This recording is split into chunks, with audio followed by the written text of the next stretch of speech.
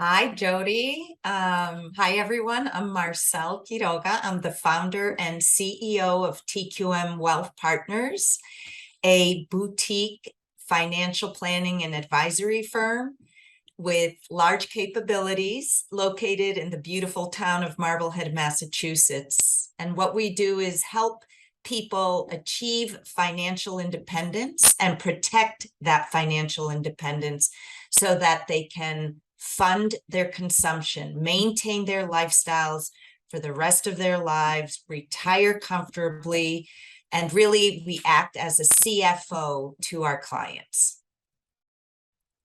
That was just perfect. Oh, that was just like a perfect introduction to where and just not only where you are and what you're doing, but also what the conversation is going to be, because this is such a meaty topic right now, which is really good because obviously the whispers of recession after a pandemic, which we will dive into. But I always say to everyone, well, actually, no, let's just start.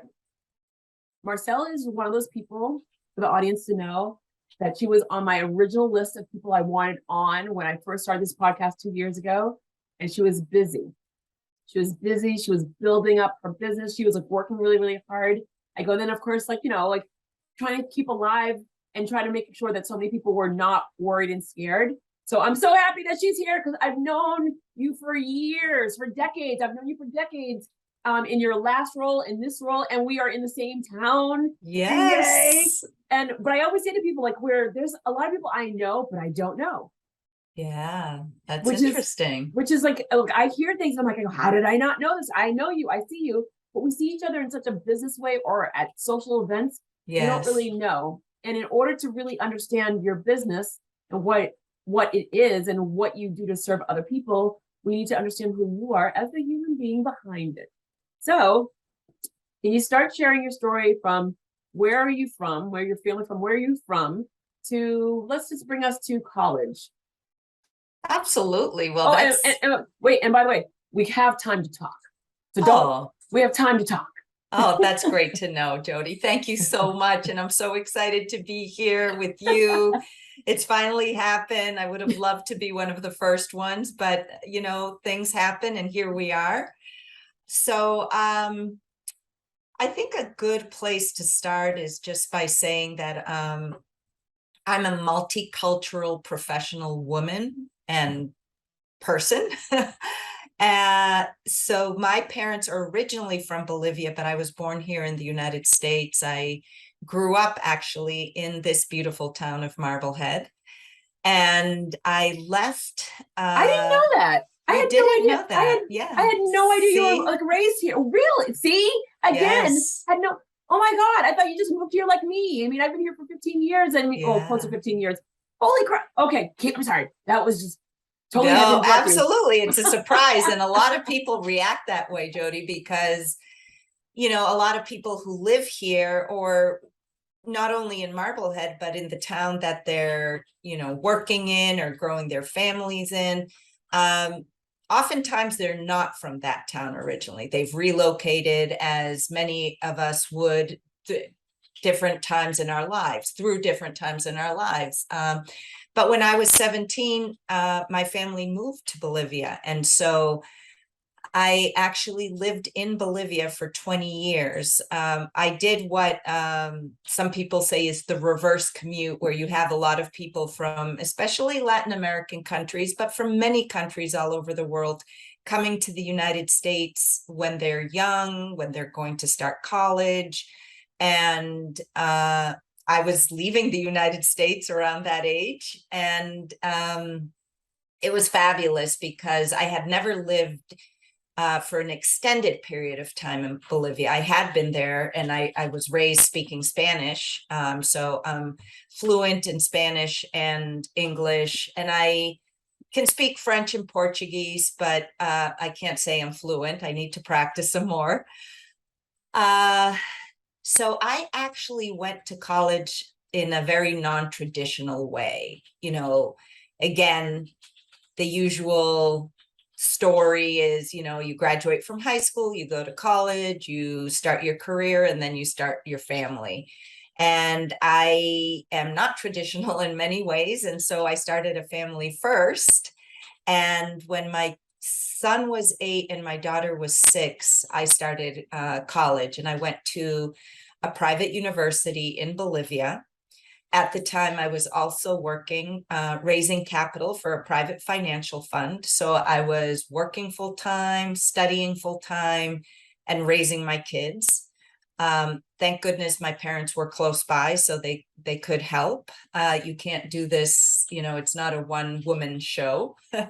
Even though, being a single mom was a challenge, having that support was very helpful. Okay, we're going to pause. Oh my God.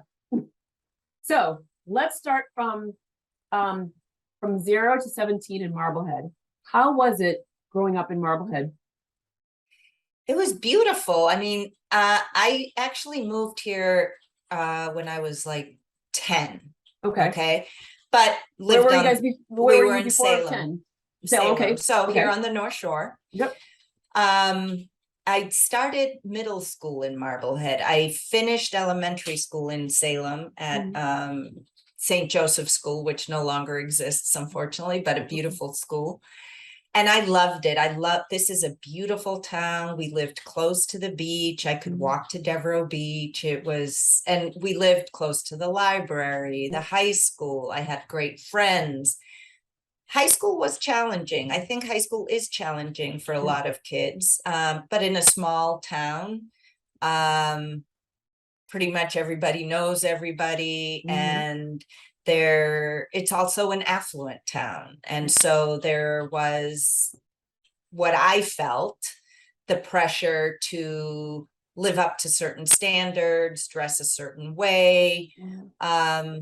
And I'm sure that happens in many high schools across the United States. And it also has a lot to do with people's personalities. And I definitely struggled a bit with trying to fit in. But one very positive thing was that as far as I know, and as far as my family knew back then, we were the only Hispanic family in town. Yep. I definitely was the only Latina in my class, in my graduating class. And I didn't feel like that was holding me back. And there was only one occasion where I actually felt that I was outwardly made fun of for being Latina. And of course, even if it's one time, it sticks. It sticks with you. Yep. Yes. So to this day, that feeling comes up, and it's definitely not fun to relive. But other than that, for the most part, at least as far as I knew, I was, pretty much accepted from a cultural perspective. The fact that I spoke English without an accent helps, because that's not the case for all Latino kids in this country. Yep. And so a lot of people didn't even know that, my family wasn't an American family, that, my parents were immigrants. Yeah. And my friends would often be surprised when they went home with me and they heard us speaking in Spanish, and they're like, "You know how to speak Spanish?" So that was fun. But in essence, I think being bicultural is an advantage. It can cause some moments of, let's say, trying to define your identity.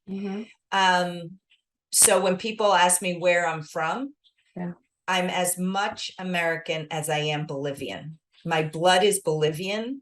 My birthplace, my roots are American, and my heart belongs to both countries. I'm so happy that you say it that way, because I do the same. Conceived in Haiti. Yeah. Mom was 8.5 months pregnant when she came to America to have the American baby. My sister was born in Haiti. Mom and dad came here for the American dream. Yes. And it was literally the whole entire concept of where there was never a time, because they not only instilled it in us, but I've always been proud of being Haitian. And everywhere I go, when someone's like, I go, oh, you're African American. I go, no, I'm Haitian American. And they're like, I go, well, what's the difference? I go, well, I had to learn how to speak English when I was younger. English is not my first language. And they're like, well, you don't have an accent. I go, you're correct.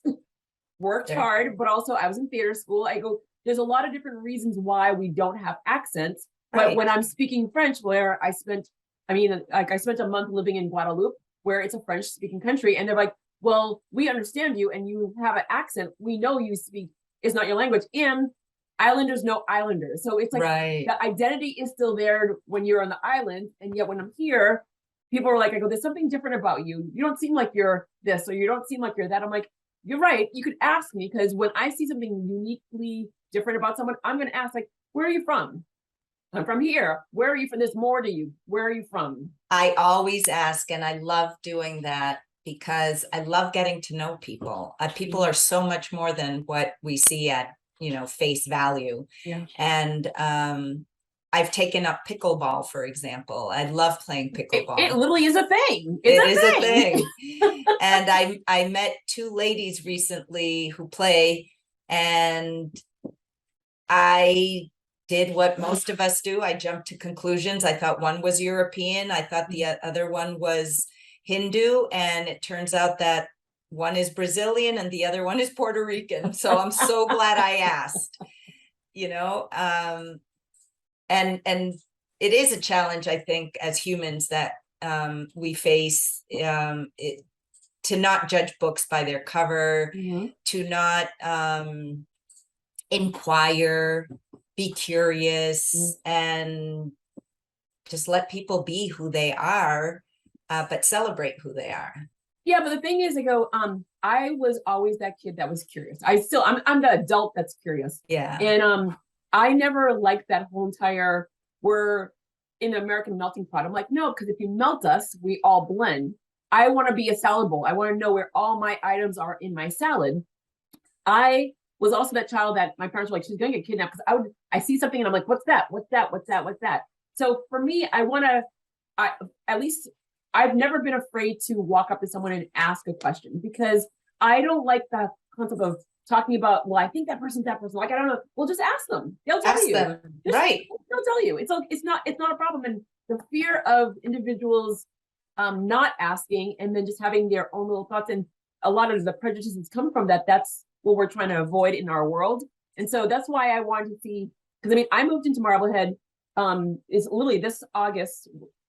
Next month, oh my God, next month will be 15 years. It'll be 15 years of me being here. And everyone's like, how do you like living there? I'm like, I love it. I'm an island kid. Every single liquor store sells Haitian rum. I'm happy. And not the cheap Haitian rum, the high quality Haitian rum. The good one. Because this is a sailing community, people know, but everyone since the day one, it's just been engaging, fun. It's like a fun, good place to live. And you're right. Small town, people do know everything. Sometimes people get a little bit wacky tobacco, but it is really nice when during the pandemic, for me, 28,000 people and everyone took care of each other. Yes. And that is so wonderful. So wonderful.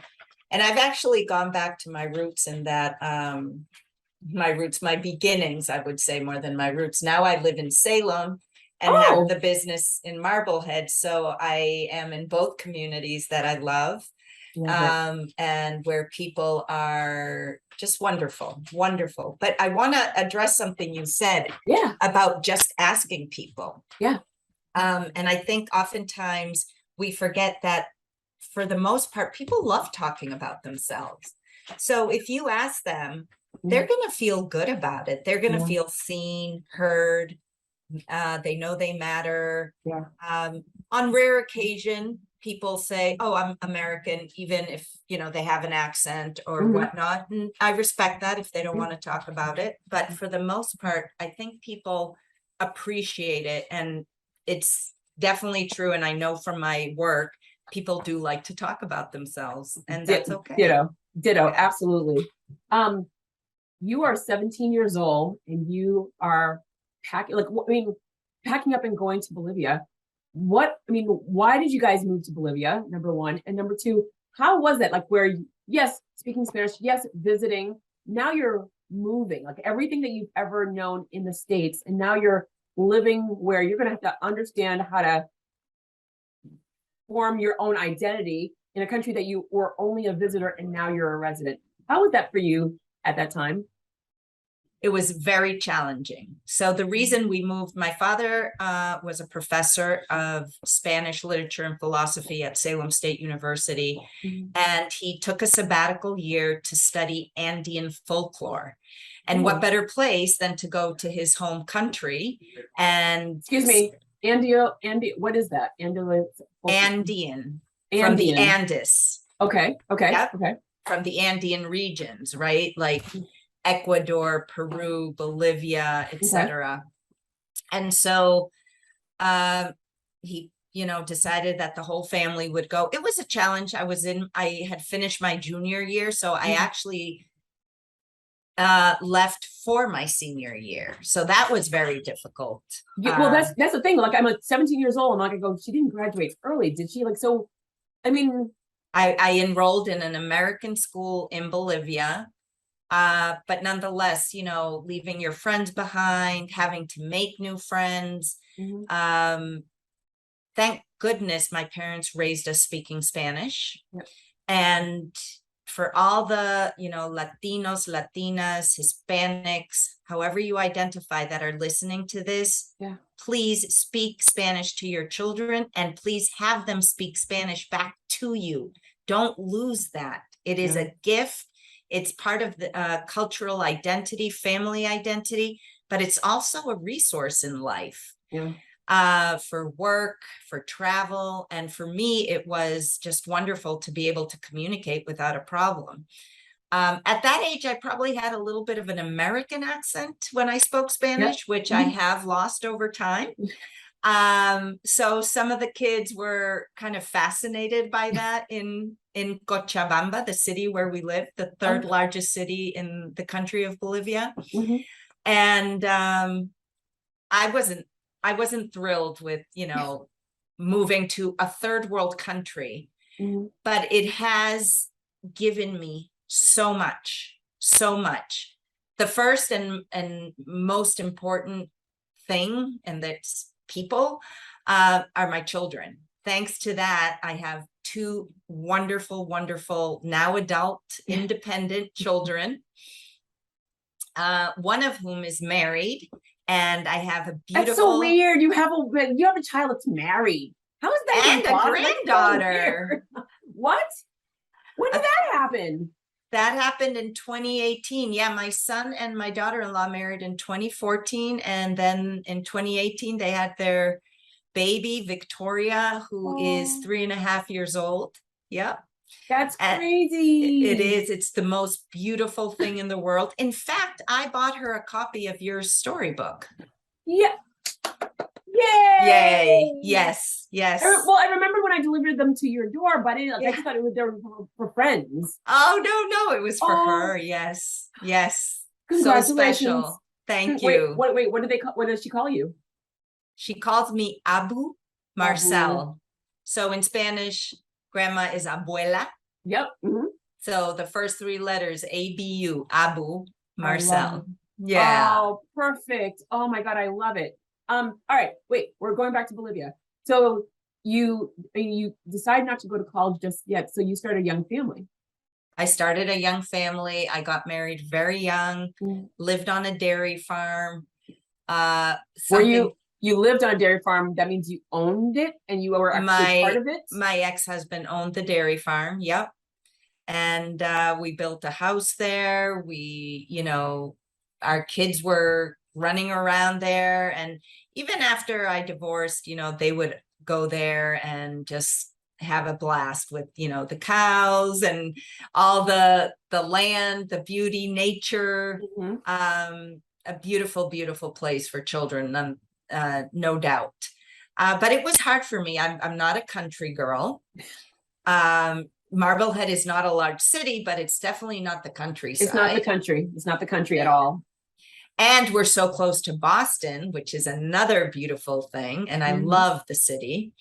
And one of the things I love about Marblehead too is that you can walk to, downtown Old Town. So in the countryside, there's no such thing. So that was a big challenge. Roads are harder. Like, I'm with you. I'm a walker. People always laugh. They're like, you walk everywhere. I'm like, it's a small town. We don't need I don't need my car every 2 seconds. So that's right. But yeah, when I'm visiting, like when I was in Guadeloupe, there's no roads. I mean, I shouldn't say that. I'm sorry, take that back. There are roads, but specifically where I went there, they're dirt roads. And if a car is coming barreling in, you need to sit there and like get to the side. So it is really hard to be able to like walk around freely like we walk around in town here.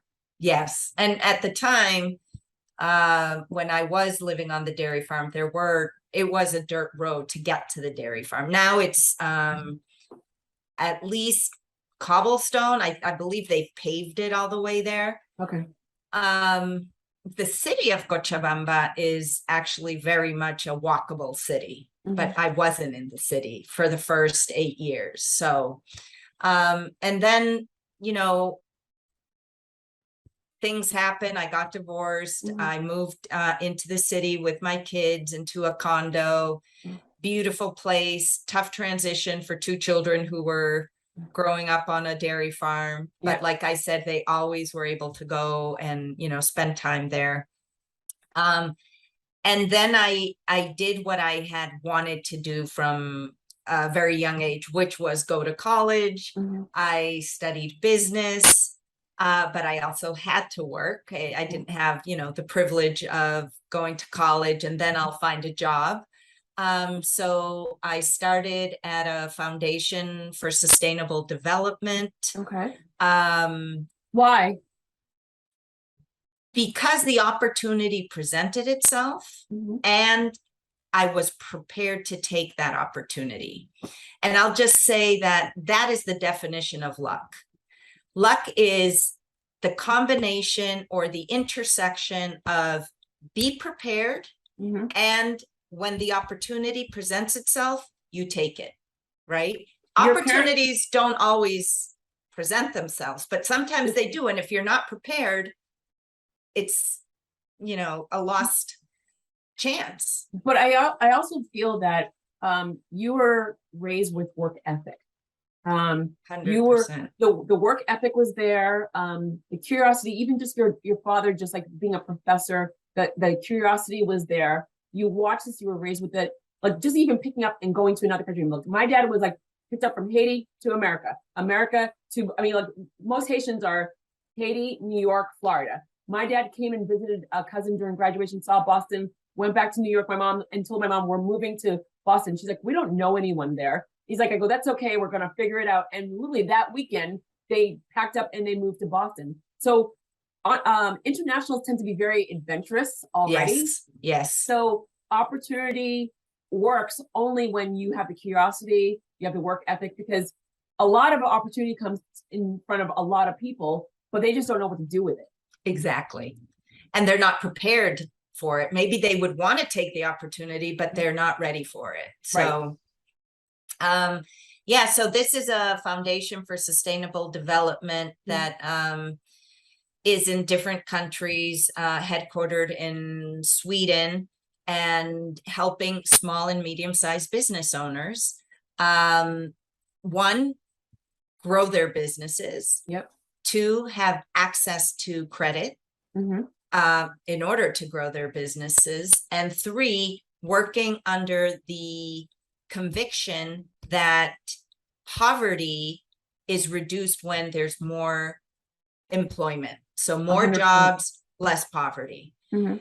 I think that first job in that stage of my life, because, you know, I had jobs before that, but I think in that stage of my life where I'm already looking at it from, this is my professional career, this is how I'm going to, you know, move forward and upward, had a huge impact on what I did after, because having that mission of we really need to help these business owners have the resources, both the knowledge, the skills, the right workers, and the financing to grow in order to be able to create more jobs, to reduce opportunity. I'm living in a third world country after having lived in an affluent town, seeing the disparities. And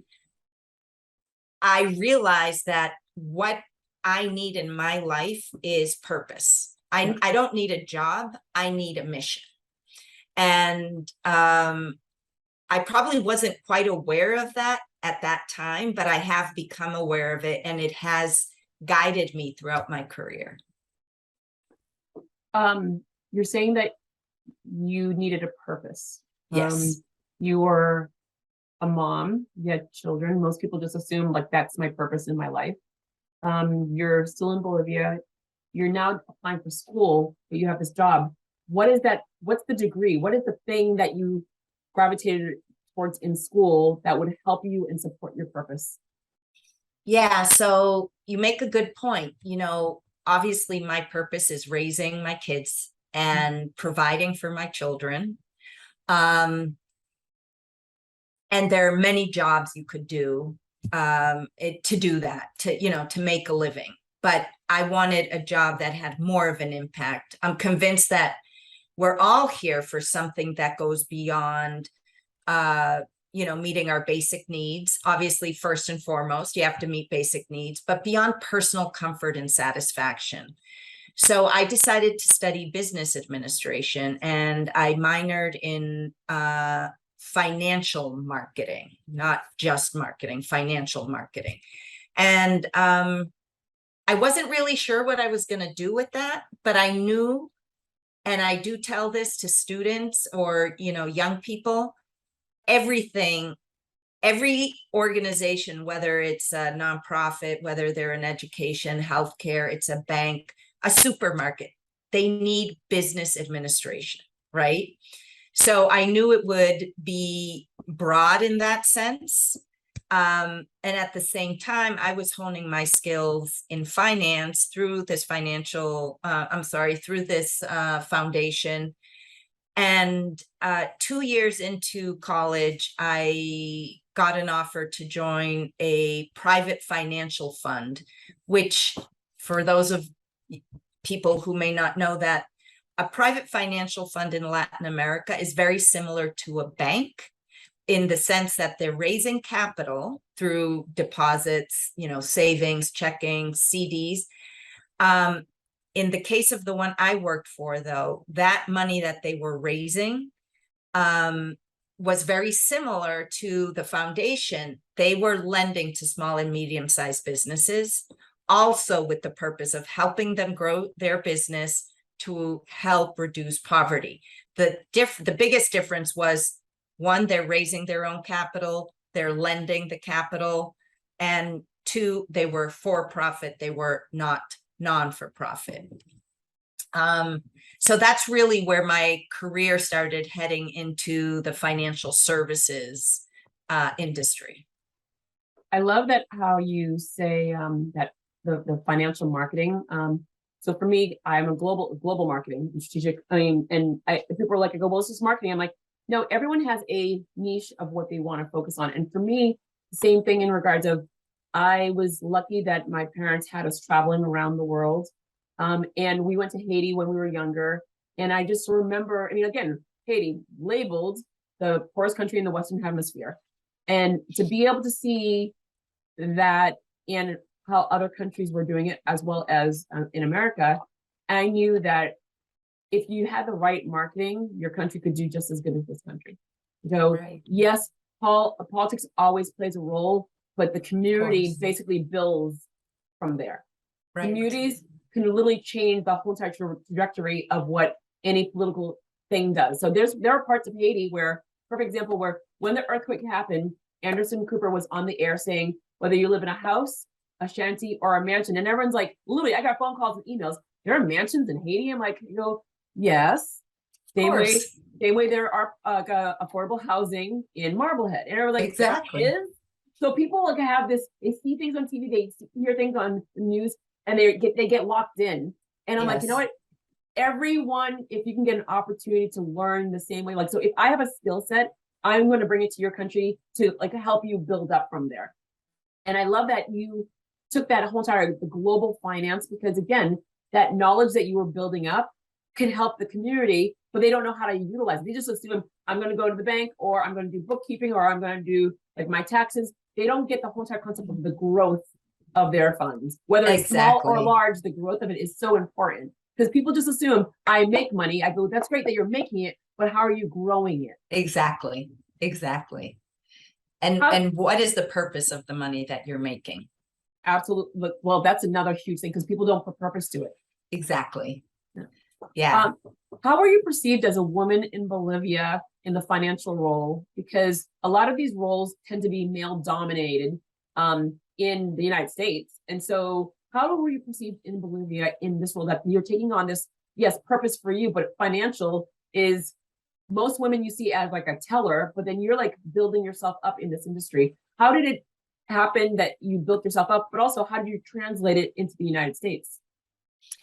So obviously through very hard work, and being strategic, looking in the case of the fund, I was looking beyond, okay, I need to raise capital, obviously develop relationships with people of means who could, place their money, invest their money at the fund, etc.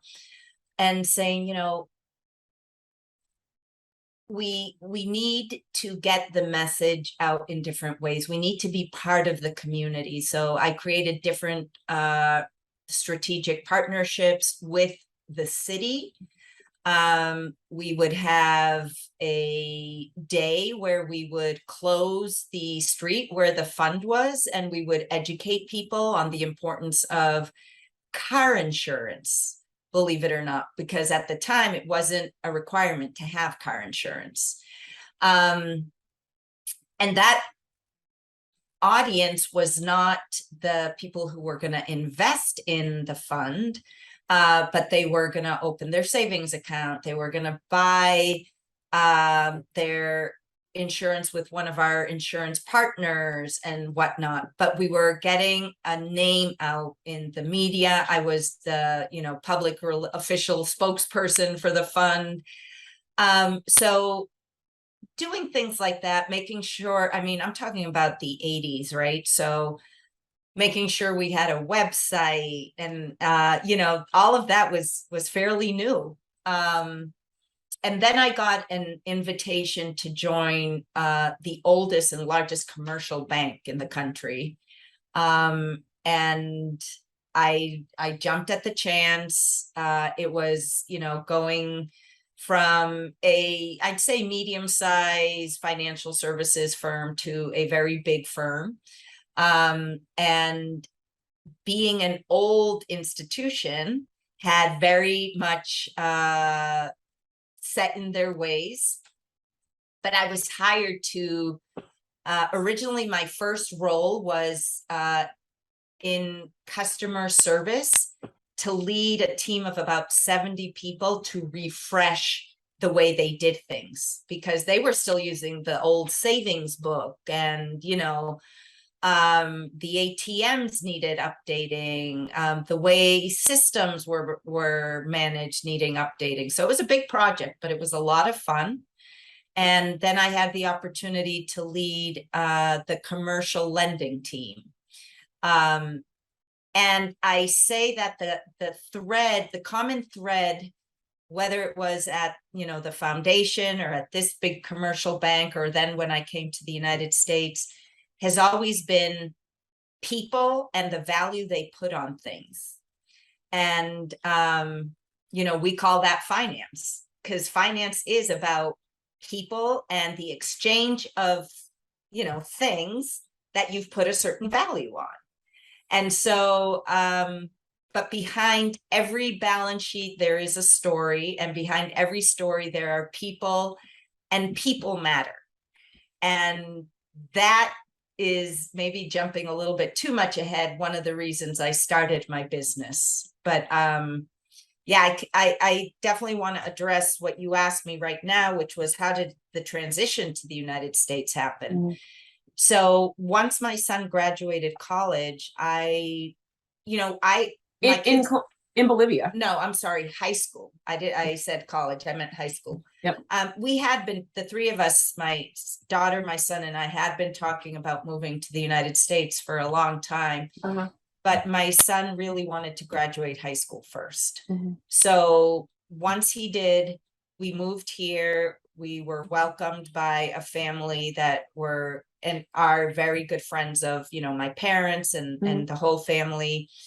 And, you know, then I found the first house here in Marblehead, and I actually had an offer to join a commercial bank doing something similar, or to join a large brokerage firm. And I went with the brokerage firm because I joke and I say ignorance is bliss, right? I didn't know what I was getting into, but and I'm assuming that's around the time that I met you, because you were working like a crazy lady. Yes, that is, yeah, a few, maybe a couple of years before you met me, but yes. And the only reason I say that, you know, you don't know what you don't know, but I'm so glad I learned it, is because although being in the financial advisory space is wonderful, because you can help people and you can do things that really matter help them do things that really matter in their lives. Yep. What I learned at that first brokerage firm was the approach was all about numbers. Of course, finance is about numbers, don't get me wrong, but people are more than a number, right? So it was about, you know, cold calling and just getting more people in the door. If they had a pulse and a checkbook, pretty much that was all that was required. Yeah. So I think I met you when I transitioned from that firm to another brokerage firm, but into a division that was, let's say, more around private banking. And because they were larger clients, there was more of a relationship focus. And that's probably, you know, around the time where I was like working round the clock, you know, 6 days a week. But not only were you working around the clock, I saw you through your job, but I saw you at events. You were always present at events. And it was literally, there was a point where you saw the same people at the same different thing. And I have 3 huge bubbles that I belong to. I'm in the startup community. I'm in the, 4 small business community, the media, and the governmental. So I have 4 different groups, and I saw you interchanging in a few of them. And I'm like, wow, I'm seamlessly seeing her in different ones. Yeah, that's true. I mean, one of the first things I did when I started, so I first was at Morgan Stanley, and by the way, it's a great company. They do, you know, great things. It was just the nature of the business, the cold calling and whatnot. I feel it's the industry overall. Absolutely. That's why I say it was the nature of the business in the industry, not at just at one firm or another. But what I decided to do was I was going to meet people, because I believe when you meet people, when you talk to them, that's how you build relationships. It takes much longer, you know, and you could argue that there are pros and cons to both, but it may take much longer to close a client, you know, bring in a client, because you're going to meet them, you're going to go to coffee, but it's also a deeper relationship. And actually what I started doing was, you know, attending these events, and then identifying which of these groups, the ones that, you know, you and I would run into each other at, shared common interests, common values. I didn't want to just go to an event to go to an event. I wanted it to be meaningful for me and for the people that were there. I wanted to get involved in things that mattered to me. Nice. Which is great. I just want to like rewind a little bit. It's so kind that you let your son graduate from high school, because you didn't have that opportunity of graduating. Was that one of the major reasons where like I didn't get to have my moment of graduating from high school, but I don't want to take that away from you? Absolutely. Absolutely. It was very important to me. And in fact, I would have waited for my daughter to graduate from high school. She started her sophomore year here, but she really wanted to move to the United States. So what she was was it where, so excited. well, what was it? Because they, I mean, obviously they visited and things like Oh, that. yeah. But what was it that they were like, I go, we love it here, our dad's here, our farm's here. What was it that they wanted to come back? Or not even just come back, but to come? Yes. I mean, one thing for sure is everything I always told them about growing up here. And, you know, when they came to the United States with me to this area, they loved it. Beautiful place. But I think also just the general knowledge that many young people have, that there's so much opportunity here, so much to do, so much to learn, so much to grow. And you don't really know what it's like until you live here. So you may have a certain idea and then it turns out it's a little bit different.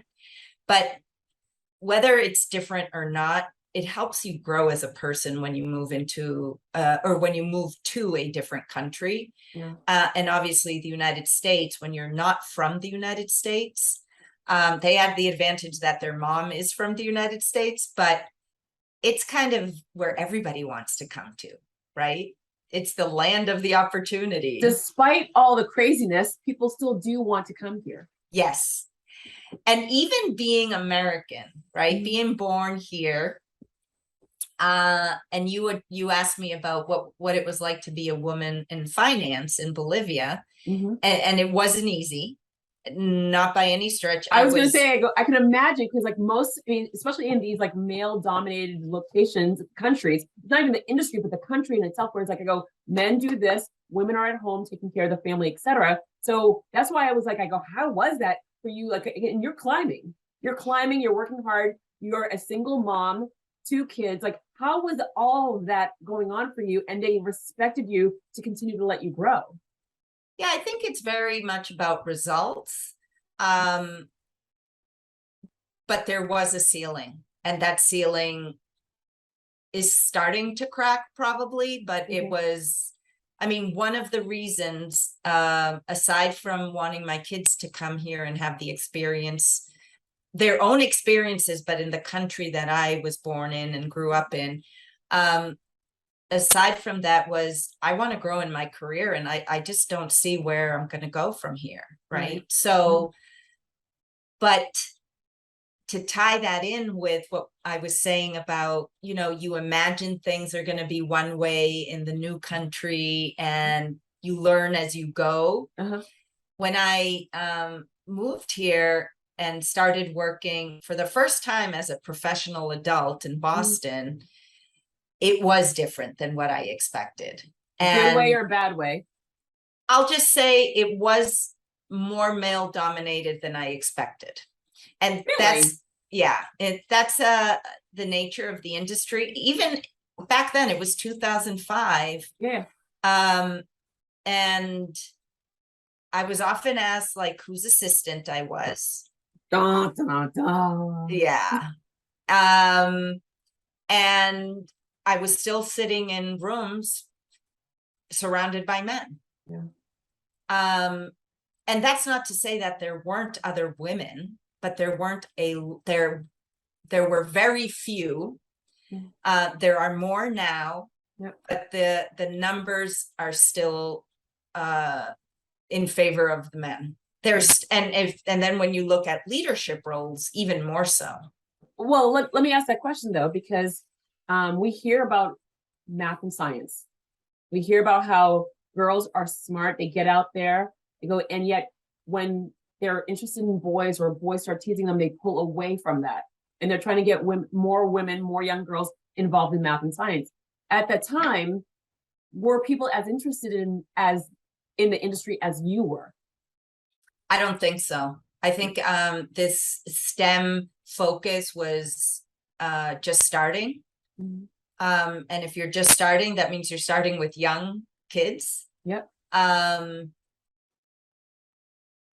And it was I think it's multidimensional. And what I mean by that is, okay, do you have girls and women interested in finance?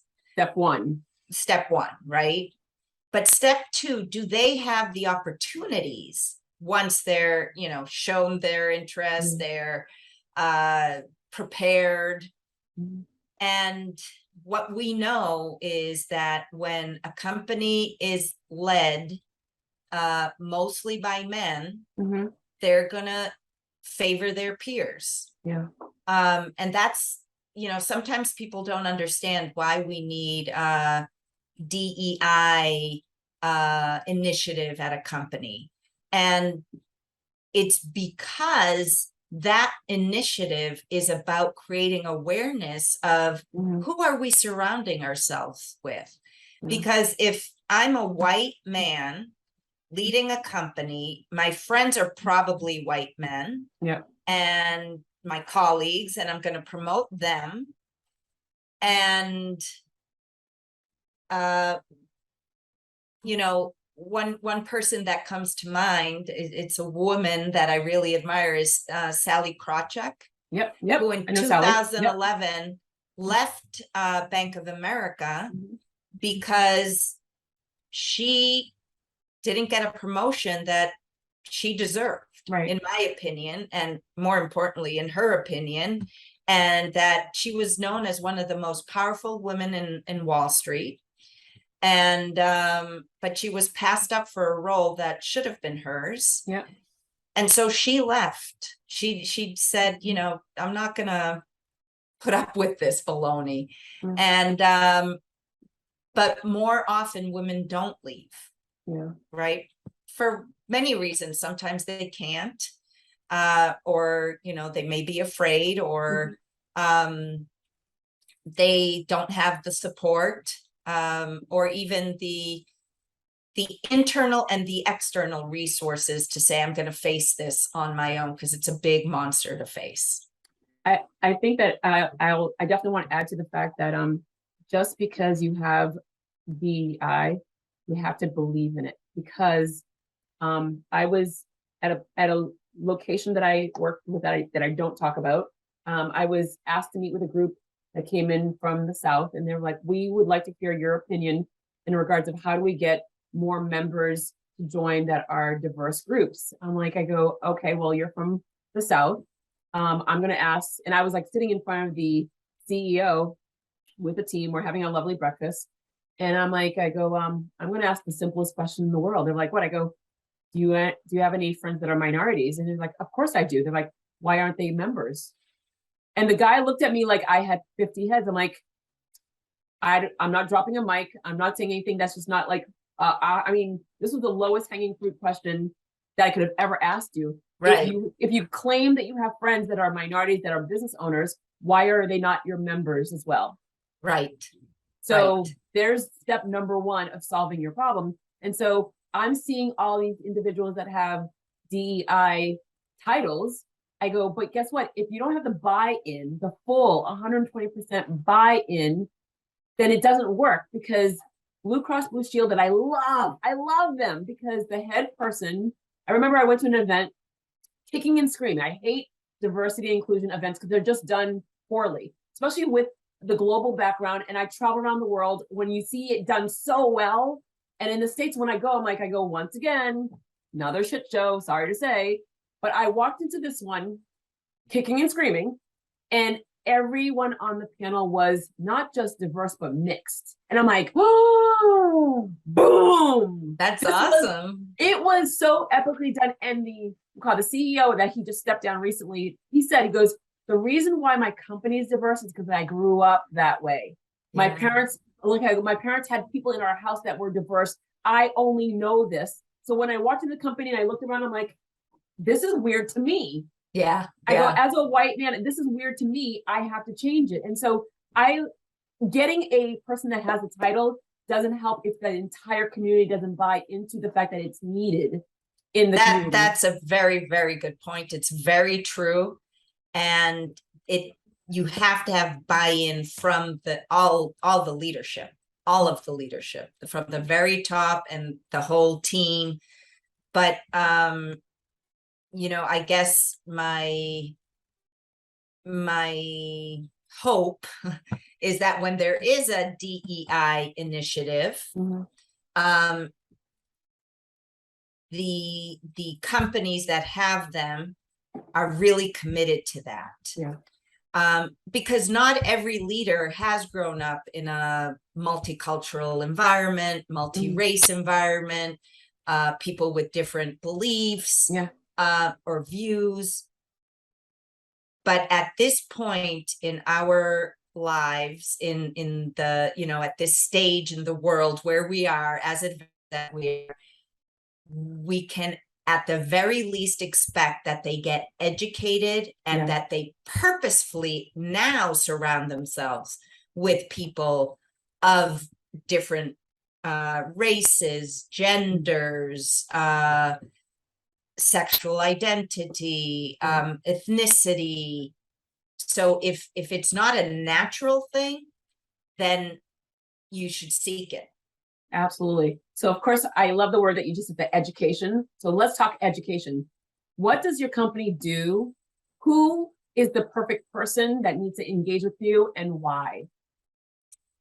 So what we do is we help people that are successful by their own right? So and I say that because oftentimes in investments, financial planning, it's like, oh, I want this, you know, wealth manager to make me rich. No, our clients, they're successful in their own right, but they benefit from our services of financial planning because it helps them make better decisions with the wealth that they have created.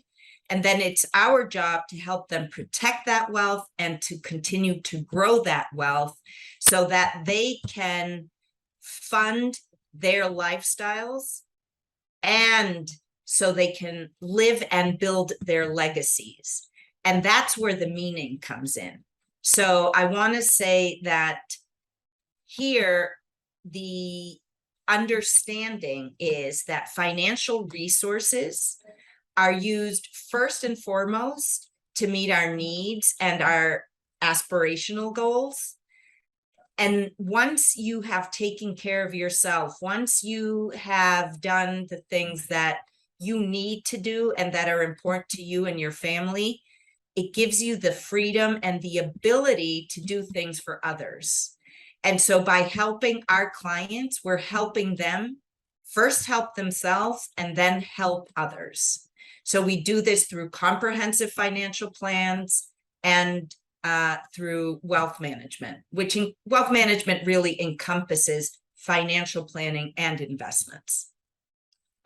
We live in a world where a financial planner has the same negative connotation like a car salesman. Yes. Which is unfortunate. It's like unfortunate. It's absolutely unfortunate. And so many people just assume I'll just Google it. I'll find the answer. I go, I'll put money underneath the mattress. I'll make my money unattainable. So like if I can't touch it, it'll grow. But it's not growing in a bank. It's not growing in a bank at all. No. People have huge goals. They want to sit there and like access so much more for themselves, and yet they're not hitting that mark.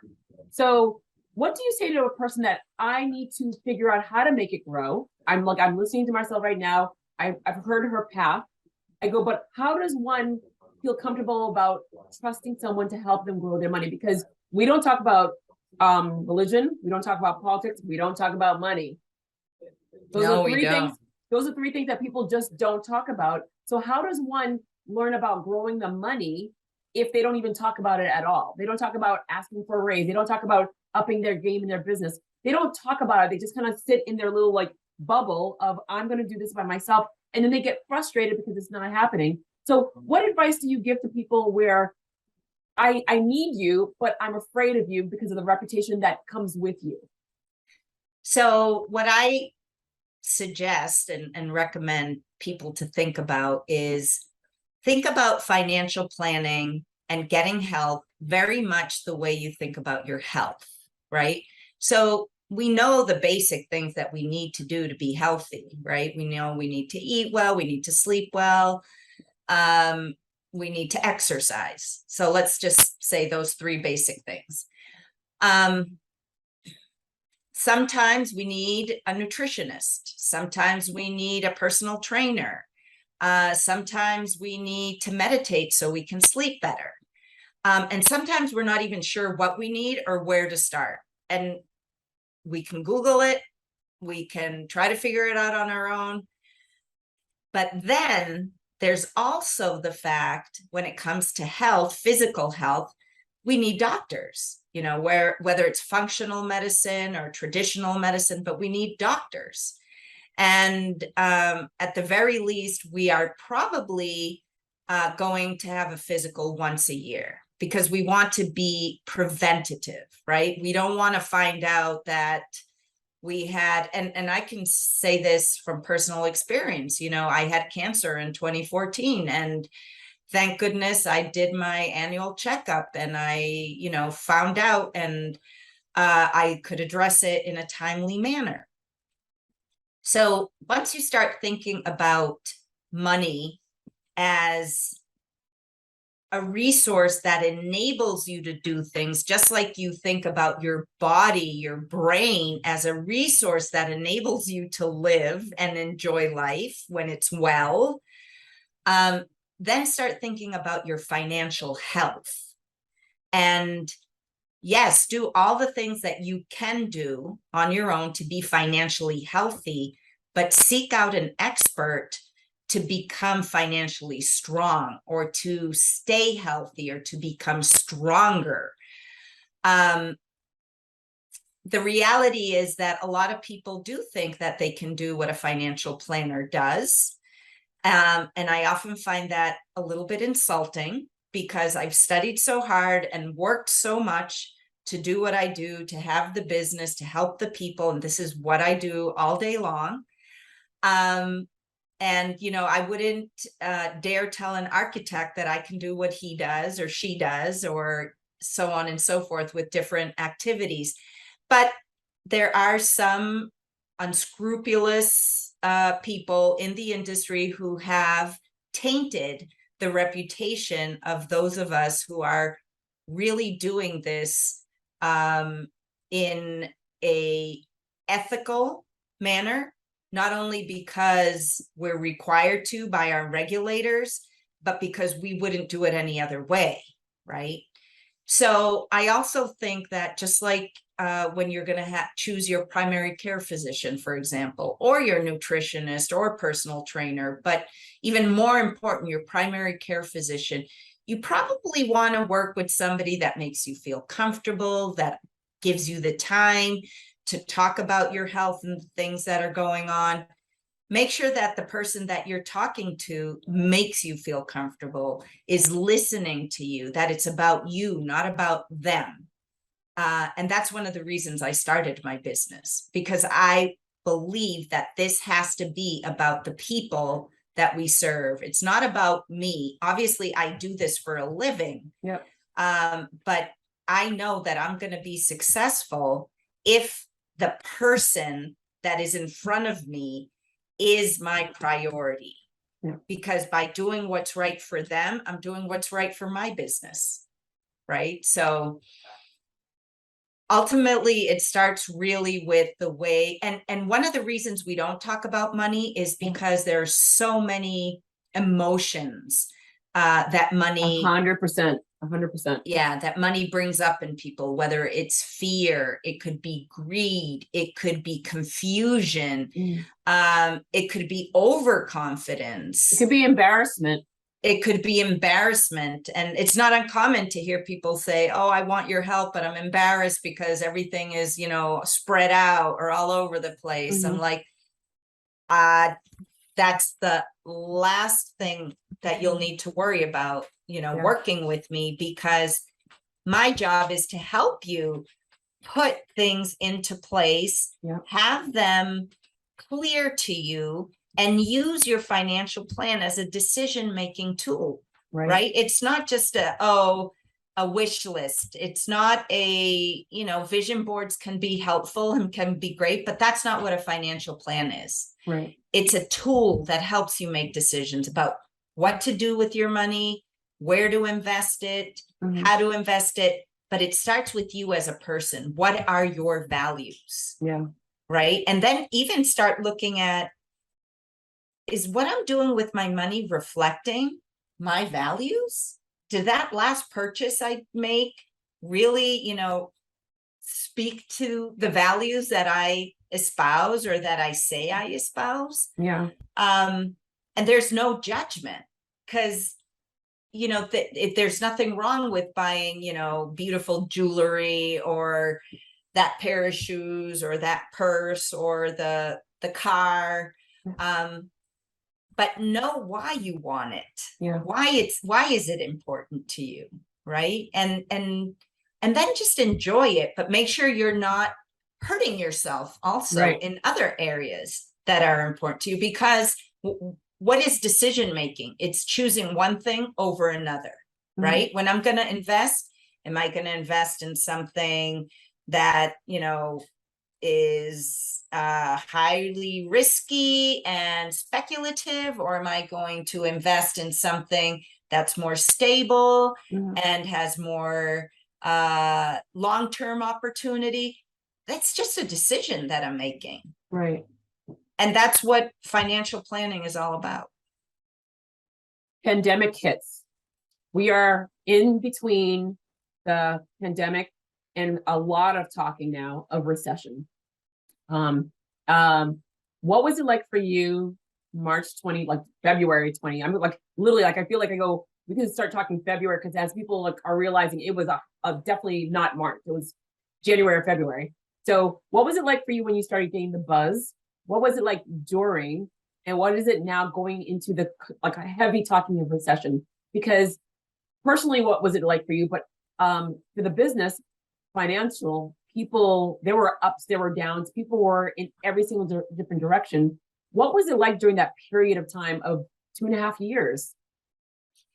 Yeah, if you think about January and February, when we started hearing about the coronavirus, you know, somebody could react and say, oh no, this is going to be ugly. I should take my money out of the market. Things are going to get terrible. First of all, you would be guessing, because we didn't know what the coronavirus was going to cause to the extent it was going to affect us and our lives. And two, beyond guessing, I think that if I had taken that reaction, for example, with my clients, I would be doing something that is called a historical bias. I would be saying, no, actually, I would be ignoring that in the past we have gone through terrible things and we've come out ahead. And I would be potentially setting them up to miss great opportunities. So now it's March and the market goes down significantly. We are in a bear market, which just means that we've gone 20% down from the most recent highs. Okay. And everybody's like, oh my gosh, why didn't I take out my money? What's going to happen? Is this going to get worse? And it doesn't. In the market, it actually gets better. And 2020 and 2021 had stellar returns if you were invested in a globally diversified portfolio. I was watching my numbers, and I was watching a humongous uptick. Absolutely. So imagine if you have a knee-jerk reaction when, you know, there's this global virus. It wasn't even a pandemic yet in January or February.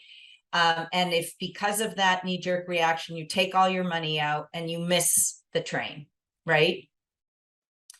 But that's not uncommon. And that's an important part of a financial planner or a wealth manager, is to help clients stay disciplined through difficult times. What we didn't realize was that with the stimulus payments that the government was providing, and even though people weren't able to work in many cases or were losing their jobs in other cases, employment insurance was extended. So they had stimulus payments, they were collecting employment insurance or unemployment payments. And so you did still have money moving in the economy. And so demand was high, but then the supply chain was affected because of the coronavirus. And so it was difficult to get some products. Forget the frenzy with like toilet paper and, the disinfectant gel and things like that. In general, we didn't know it, but we were creating this perfect storm that we're living in right now, right? So all of a sudden, there's more demand than there is supply, which is the perfect formula for inflation. And that's why we've seen inflation rise. We've forgotten, however, that inflation was kept so low for so long because of the stimulus of the Federal Reserve with quantitative easing, which just means injecting more money into the system, right? So the very, very low inflation rate arguably was an artificial rate. Now we're seeing interest rates go up because the Fed wants to manage inflation.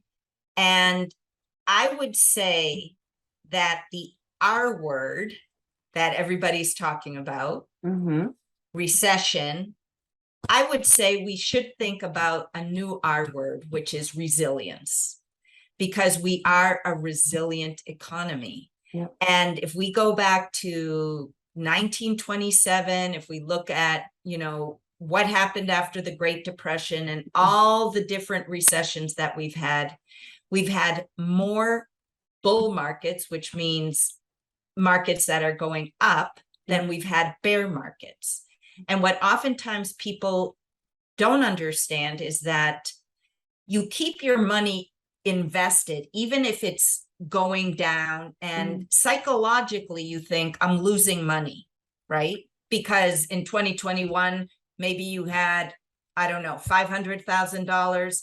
Now it's mid 2022, and that's, let's just say $400,000. And you're like, I lost $100,000. If you withdraw that money, yes, you have lost $100,000. But if you keep it in the market, it's going to go back up again, as long as you knew that you didn't need that money immediately. Right. And how would you know that? Through a financial plan. Yeah. So you have the liquidity you need to have when you need to have it, thanks to a financial plan. Having that liquidity immunizes your investment portfolio. It protects it from you having to withdraw at the worst possible time. Because the old adage of buy low, sell high is very true. You don't want to sell when the market is low, but you might need to if you didn't plan. And so somebody might say, what if I lose my job? Well, that's why you have an emergency fund. Well, that's what I was going to sit there and say to you, because my cousin and I have this argument all the time about it. He's like, I am so shocked that people live paycheck to paycheck. And I'm like, dude, where do you live that you don't know this? I mean, there's a lot of people that live paycheck to paycheck. Stop talking to me about this, because I get so mad at him. So literally, how does one that lives paycheck to paycheck even think about a future of building and growing money? How do they even think about dealing and working with a financial advisor? But mind you, those same individuals have a timeshare that they keep paying into. So they're paying into a timeshare for a property that they probably don't even visit anymore, but they're locked in. But yet a financial advisor is something that they would never think about. And they are like, I'm dependent on this check, and it's not being diversified in the most practical way. Right. I mean, if I just use the example you're saying, the timeshare is costing them more than what they paid into the timeshare. They're actually sacrificing growth. They're sacrificing creating wealth because their timeshare is not growing in value. Yeah. If anything, it's losing value over time. It's so difficult to sell a timeshare. It's not impossible, Yeah. but it is difficult. To a person like that, I would say, sell it if you can, first and foremost. If not, rent it, create income using that timeshare. And then that money, pretend you don't have it, right? If you're living paycheck to paycheck, then the first thing you want to do with that money is set it aside as if you didn't exist. Yeah. And use it as an emergency fund. If you have, so an emergency fund should cover about 3 to 6 months of expenses, ideally 6. But let's say you're somewhere between 3 and 6. The rest, invest it, but forget it, right? Don't think, oh, but I have that money, so I can take that trip with my girlfriends, or I have that money, I can, redo my kitchen, or whatever it is. Maybe that's not where you're thinking, but whatever it is you're thinking, that money is for your future. Yeah. So now going back to this type of person who may be in this situation, the first thing that will benefit them is to make a budget. I can't tell you the amount of people that don't have budgets. And I'm not talking just about people who live paycheck to paycheck. I'm talking about people who can afford to live extravagantly, whether they choose to be extravagant or not. That's not the issue. It's, you have choices, right? The more money you have more choices. 100%. But do you know where your money is going?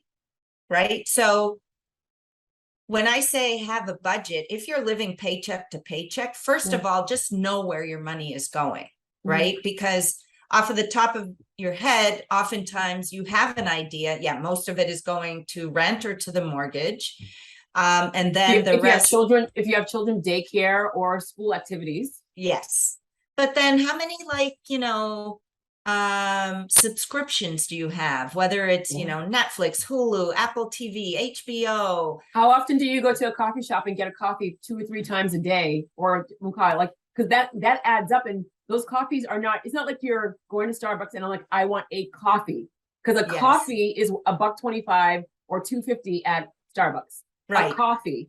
But you don't get just a coffee. You get all the glam to the coffee, and that's where the price goes up. Right. And again, it doesn't mean you should never get that, vanilla latte with 2 shots of whatever and whatnot. But it means that you should know where that money is coming from and what you're not getting because you're spending it on that. Yeah. But another very important thing when budgeting is always include a line item that is called savings. That has to be budgeted in. A budget isn't, this is what I spend and anything extra I save. A budget includes, this is how much I save every month. No one ever like, and I say this because someone will have a Christmas fund at the bank, but they will not think about saving for a future something. Right. And the reason why people in general, but let's say people who may be living paycheck to paycheck would want to work with a financial planner is because that person should help them identify where they can create savings. Are they paying too much in taxes, right? So maybe that's the problem. Or frankly, some people use shopping therapy. They're so stressed because they're living paycheck to paycheck. So I'm sorry, shopping therapy. What's that? They go shopping to feel better. Oh, okay. I go, oh my God. I was like, shopping therapy, what is that? And so there are advisors and planners that work with that type of person. I work with people who have a need for advanced planning, but oftentimes no, every time we are starting with the budget, not oftentimes. Now, I have to tell you, it's rare that a client says, oh yeah, here's my budget. Even if they have millions of dollars in the bank. But again, there's no judgment because, you know, they know that they can meet their needs and the comforts that they want to have, they can afford them. Yep. But what I'm trying to show them is how can they do that more effectively? Mhm. And what else can they do? What other opportunities can they take advantage of if Right. they are doing things in a more efficient and effective way? And I don't only want to help them be more efficient with their money, but Mhm. I also want them to be more efficient with their time, which means that though maybe they're able to do all of this themselves. Yeah. Most cases my clients are not, you know, other financial planners. So, but I'm going to do, and my team is going to do a lot of the work that maybe they thought they'd get around to someday, but they're busy running a business, a company, or maybe they're busy, you know, supporting nonprofit organizations or starting a new venture. You know, a lot of them are serial entrepreneurs. So It's like that's you, what I'm it's like, here. it's like you teased up the next question was during the pandemic, you saw a lot of people either walk away from jobs, get laid off, get furloughed, whatever it would be. They decided to leave or the decision was made for them. I knew that I wanted to sit there and do something. I was going to wait till I was retired. And now all of a sudden I have no choice. I have to sit there and put a meal on the table. I want to start something. There are still people that are leaving jobs. They know that they want to do something. What advice would you give to someone where I want to start the thing? Do I pull my money out of my savings or my 401k? What do I do in regards of what should be a couple of steps that I should think about if I'm going to start my new venture? I'm using it as a side hustle right now to see if it's viable, but the financial part of it I didn't really think about, but I should probably think about it now if I'm listening to a financial advisor. Yeah, so it's very interesting. So in your scenario, this person is already doing it as a side hustle. But if they're going to build this into the business that's going to support them, first of all, I think they want to decide what kind of business they want to have. And I don't mean by that whether it's going to be, you know, making candles or I don't know, decorating homes, whatever it may be. What I mean by the kind of business they want to have, the first step is really think about the life you want to have, right? So if you think about the life you want to have, then maybe you'll say, you know what, I love this side hustle, but I'm going to work 2 or 3 more years in this job. That is not exactly my dream job, but I'm going to be able to save up so that when I start my business, I can fund it myself, or I don't need to borrow as much money. And it's very hard to get a loan for a new business. So I also remind people, don't forget that most of the funding will probably have to come from your pocket. But there are businesses that require very little overhead. So the other thing to make sure is how much income can this business produce, and can you live off of that income? And how will you know that? By having a budget. That's it's full circle. Yeah, and again, people are like, I'm moving too fast. I think I have a budget, and then they don't realize all those other little things where like, oh wait, what's this like something was deducted on my credit card. Well, you signed up for this service, whether it be a Zoom where as simple as can be. People sign up for things and they don't put it on their budget. Yeah. Oh yeah. And you know, it's so easy to spend online that sometimes it's better to say, I'm not going to buy things online. I'm just going to go to the store. Yeah. Because then you really feel it a little bit more, not a whole lot, but a little bit more. Yeah. Because we don't really handle cash anymore. So it, you know, obviously the credit card or the Apple Pay makes it even easier. But if you are in that situation, maybe you do need to, stop the online shopping. Yeah. It's true. But there are so many areas that people can look at to identify opportunities for them to grow wealth. Two last questions for you. So how was it for you during the pandemic? Personally, it was very, very, very tough, because my father got COVID before the vaccine came out, and he passed away. So COVID was very real to me, and it hit us personally, the whole family. And How's your mom and your family doing overall? We're doing okay, thank you. One of the things that keeps us going is our faith, and his legacy lives on. I mean, some of the things I'm talking about today, first take care of yourself, then take care of others. My parents raised us, charity begins at home.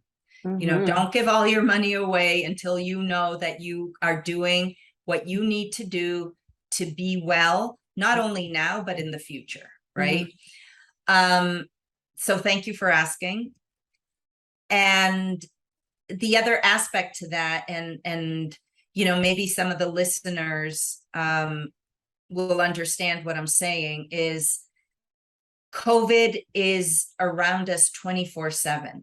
And that not just like the disease, but it's in the news, in the media. I mean, and when you've lost someone to COVID, and to have that reminder over and over, I mean, it was hard enough to listen to the news without it having impacted you in that way. Yeah.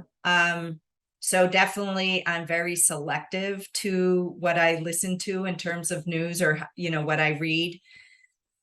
In terms of the business, it was really interesting to see people wake up to the reality that life is fragile. And as a result, many people wanted to make sure their financial house was in order. So we got new clients that, reached out and said, I've been thinking of doing this for a long time. I want to do it now. Yeah. And for some of those people, it was about, how is my family going to be taken care of if something happens to me? For some people, it was like, what if I lose my job? I, do so well, I make a lot of money, but I'm not really saving. And then a combination thereof. But I think it did make people realize that, sometimes people think about money as a bad thing. Like, oh, he or she is rich. Yeah. They must be bad people. What did they do wrong? It's just a tool. And if somebody has it, hopefully they recognize it as such to make their lives, their loved ones' lives better, and then the lives of others who are not as fortunate as they are better as well. I love how you just said that, because no one, I mean, I've never heard it that way, but I love how you just said it's a tool. And that and it's all dependent on how you're using your tools. I think that if more people were educated younger, because not that I remember I was in college at Suffolk University. You're hungry right out of a long class on a Tuesday or Thursday. The classes are longer. You go to the cafeteria. You're like, I need to go to the ATM. Oh, wait, the credit card company is giving a bag of M&Ms if I just sign my life away. Yes. And everyone did it. And then you didn't even think about it. And they were like, oh, look, I have free money. It's a card. And that's when all the problems happen for all the students. And I don't even know why the colleges even allow this to happen, because these students get into debt, more debt, not on top of the education, but debt because they don't know how to use it, because no one's educated them. Nobody's educated them. And that's a big gap. And, one thing that I love to do is to meet with my clients' children, and to, especially when they're at that age, when they're going to open their first investment account, and to teach them, Basically, there are four things that you can do with your money. You can spend it, Yeah. you can save it, you can invest it, and you can give it away. And the decisions you're going to make in those four categories start now. When you first start earning some money, whether it's an allowance or your first, newspaper route. Well, there's no newspaper anymore. So let's lemonade just say stand. There's lemonade stands around town all the time. All the time. So teaching them as early as possible. But I really love doing that part. And I hope that at some point we can reach more people and teach them some of these concepts. I love this. One thing that you didn't answer, the transition between corporate and your company. When and why did you decide to do it? Because a lot of people, I mean, you just talked about what you should be focusing on, but why did you even decide to go this route? You could stay corporate the rest of your life. I mean, you built up to it and you were working hard and you were very well known in the community in Greater Boston. Why did you decide to leave and do your own thing? Well, I think it was Milton Berle who said, for people that know Milton Berle, we know who Milton Berle is. Yeah, for people who know. Comedian. And ultimately, it doesn't matter if you don't know him. It's about the saying, if opportunity doesn't knock, build a door.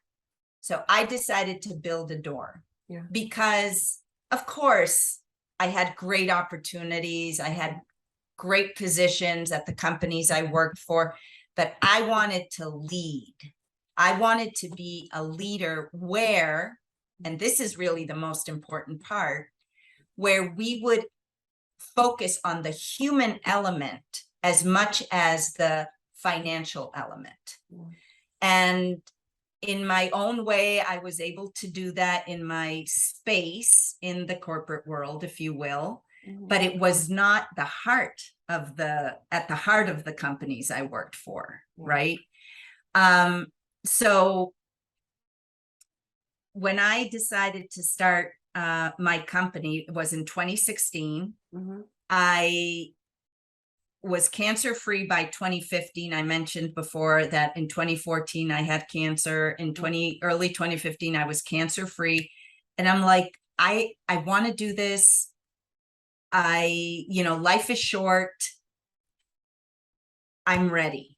I'm ready to start, to follow this dream. And the thing that to me reflects why this is important to me is the name of the company, because TQM stands for Total Quality Management. So I'm like, I want to do something that is all about quality of service, quality of relationships, quality in the results. And that doesn't mean that the market's always going to favor me. That's not quality, right?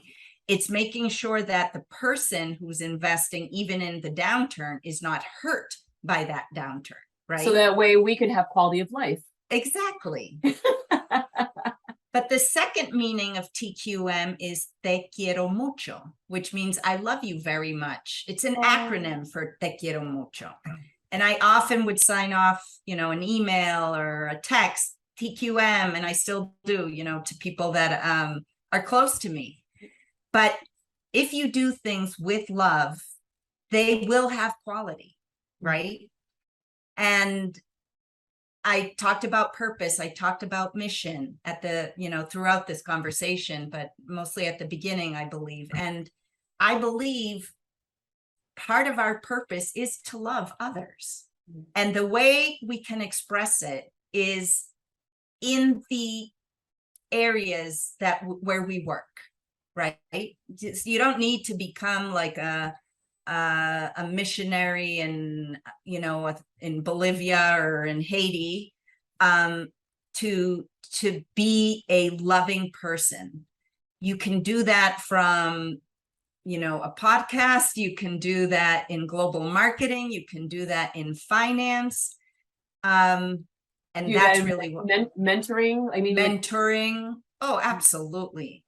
So, and that I think might be an important message for women, because oftentimes, or at least traditionally, we've been drawn to careers where it's very clear that you're serving, let's say teaching, nursing. Always, it's always been the case. And it's very rare when you see a woman in finance. I go, that's the thing, where like, I mean, people just assume you're in these different roles. And when you pop out of it, everyone like makes it a little bit more challenging for you to sit in and succeed. Exactly.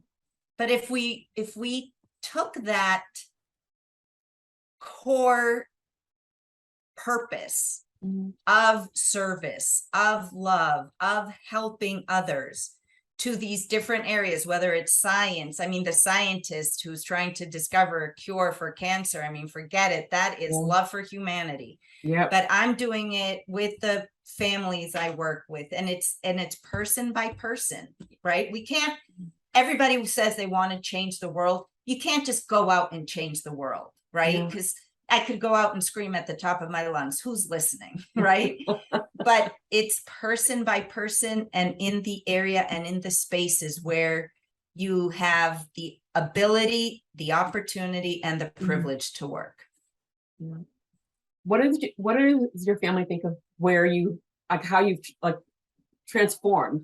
I mean, from leaving Marblehead to go to Bolivia to coming back, you're raising 2 kids. What do the kids think? What does your mom think? What your sibling? What does everyone in your family think of where you are right now? Well, I was interviewed not too long ago by the Marblehead magazine, and they called my mom to ask her that question. What was the answer? I mean, she was just like so proud, and she made me feel, you know, very grateful that she would think I'm a great mother, I'm a great professional, I'm a great daughter. And to me, first and foremost, you know, family. And then the extended family of TQM. It's very important. I know my mom, I know my dad was very proud of me. And actually my son works with me. So this is a family business. It's a family business. Your son works? He joined in 2017 as the operations manager. He recently became a certified financial planner. And he is, you know, my right arm, and it's just a thrill and a blessing to be able to work with him. In regards to my daughter, I see her and I'm so inspired by her, and I admire her so much. And what she says is that she is that way because of the way she grew up with me and of the things she's seen me do. And frankly, my son has said that too, and it's very touching. And I don't want to give myself too much credit because I'm so proud of them and their, you know, own success, their own resilience. But it's, I think, you know, the best accolades we can receive don't come from, you know, Forbes magazine or, you know, any organization that recognizes you as the most powerful this or the most successful that. It comes from your family and from the people that matter to you, because those are true. They're going to be your hardest critics, but they're also going to be your biggest supporters.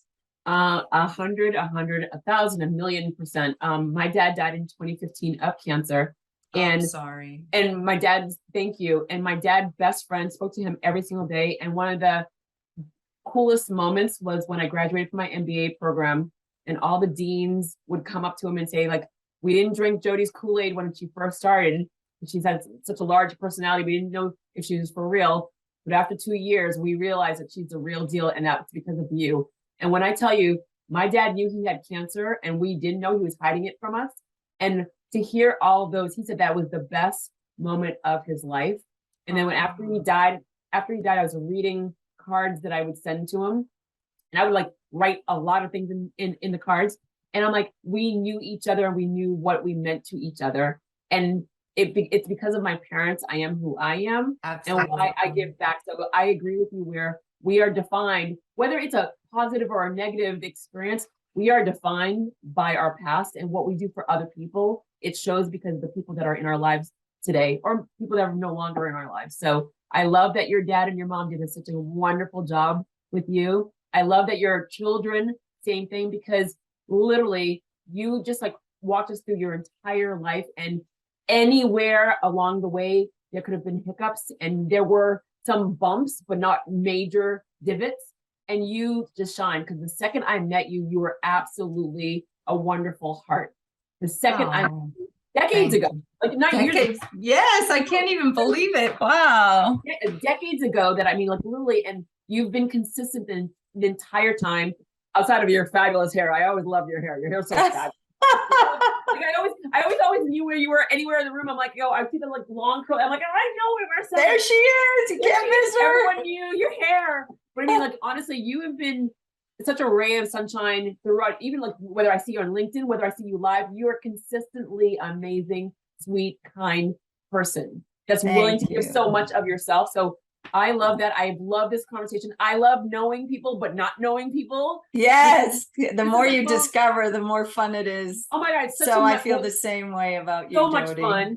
But I'm going to end this for now. And I always say to people, I go, this is never the last time, because I try to bring people back on, because there's something in the news. Why go to someone that's like an academic or something when I can go to people that are doing it every single day? So let's just keep the conversations going. By when things are happening, I will just bring a lot of the experts, the true experts, onto the table, and get you visibility, but also get people to understand in normal talk what's going on without the fear.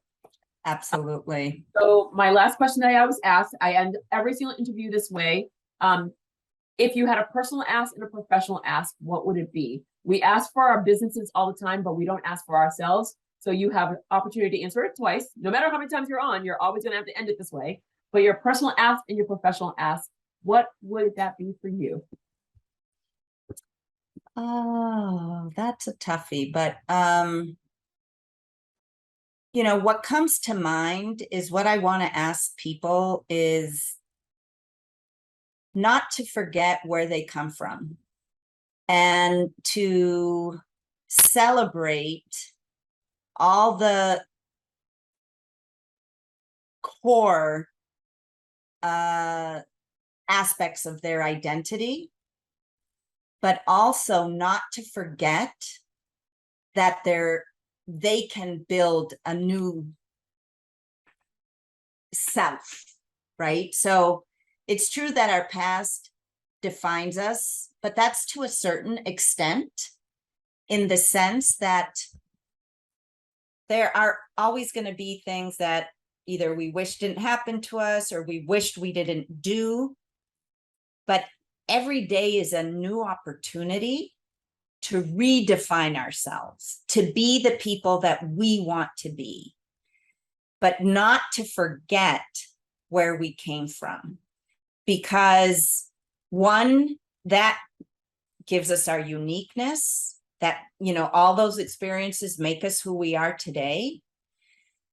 Two, it enriches the world, right? So we're not trying to be like everybody else. You know, if you're in high school, like I was in Marblehead, thinking I had to, you know, have a sailboat like a lot of the kids did, or wear the same things that a lot of the kids did. And then, you know, you mature and you realize that's not about who you are. Those are things. And if they have them, fine. But I had other things that were maybe different, but they were about my family, my values, and my journey. So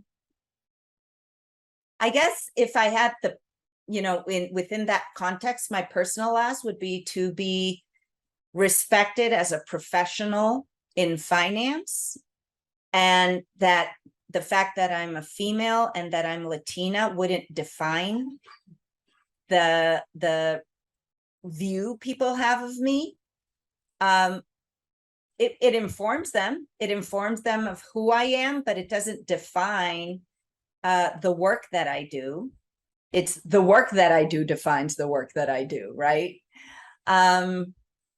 So in the professional sense, I would encourage more women to look at finance and to realize it's not maybe as scary as they thought, or there's a lot that you can do in this industry that is very, very fulfilling.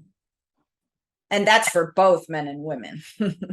I love that answer very, very well. I mean, this has been amazing. And I do love the fact that when you talked about like even like the bear market to say, and that means you're clearly educating us as you're going. Most people just talk over individuals, and that this is why people tend to be afraid of talking about finance, because these words are thrown out. And even with in the world of marketing, whenever a client comes to me and they're like, I go, well, I like, what's this, this, and this? I'm like, I go, it means this, this, and this. Right. I go, they're just words. I go, don't give so much power to the words. Ask the definition. We will educate you. We will give you what it means and how it affects you. Absolutely. That's what we're here for. Part of our job is to educate our clients. Well, and that's you did this throughout this entire time and you never missed a beat. You would say something and I'm like, I go, and there's that. I go, in my mind, I'm like, I go, what's that again? I go, and you, before I even finish it, I thought in my brain, you had already explained it. So I think that right there is a benefit where I could see already how the clients gravitate towards you because you're explaining step by step without dumbing it down, but educating us. People keep thinking like, put it in layman's term. I'm like, no, I don't need it to be dumbed down. I just need to know what you're talking about. Exactly. And what I tell my clients is I'm going to repeat that as many times as necessary because I'm not expecting you to become an expert. Yeah. But I do want you to know what we are talking about. Yeah, absolutely. Did you go to school with Anna Foster by any chance? Because Anna went to school in Marblehead as well. Her entire career was in Marblehead.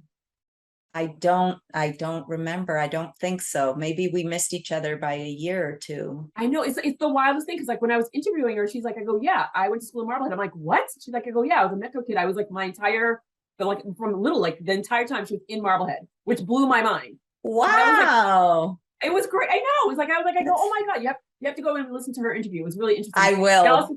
And for the listeners, the people that are watching and listening, Anna, Marcel is literally outside my door, like where I can walk to my window and I can see her office. She's that close where I'm staring at her location. So it's kind of funny that you're right there. I'm watching all the cars going by and I'm watching all the cars going by. Exactly. They're probably the same cars. It's just so wonderful. Oh my God. Marcel, thank you for saying yes. Jodi. Thank you for coming here. Thank you for everything you do. I go in, we're going to talk offline. Okay. All right. Sounds great. Thank you very much, Jodi. Thank you, honey bunny.